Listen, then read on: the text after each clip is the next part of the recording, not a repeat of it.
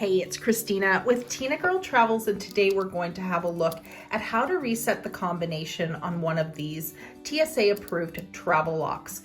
So I have the number kind here and the word kind. So let's have a look at the numbers first.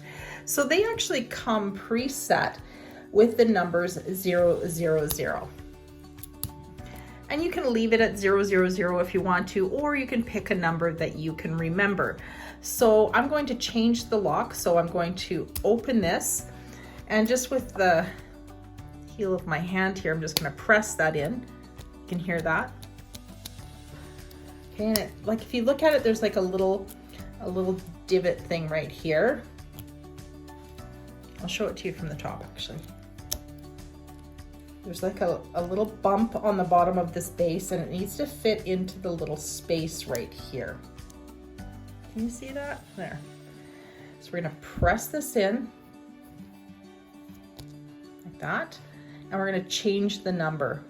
Now I'm gonna change it to something I can remember easily. And there you go, set. Locked. Okay, so if I want to change it back, I'll go back to 333, pull it open. I turned it sideways like this, press it in, change it back to 000. I don't know what it is, but you think you're always going to remember that new number that you put in. It's an easy number to remember, and somehow you can't remember. Now let me tell you about this little symbol. That's a TSA symbol. That means that a TSA officer can get into your bag without wrecking your lock. Okay, so you'll see this number here, TSA 007, with a little keyhole. And you can actually buy on Amazon, and I'll add a link below for this if you forgot the combination and you don't want to go through all the numbers and you just want to use this as a key lock. You can actually buy the little key for this. I'll add the link below. All right, let's have a look at this one here.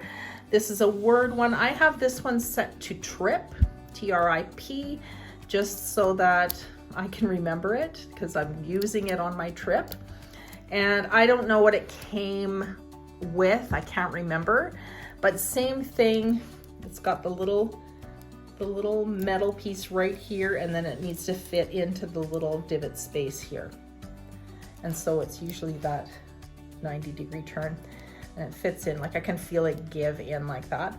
And so then I can just change this. Let's see, drip. Let's change it to drip.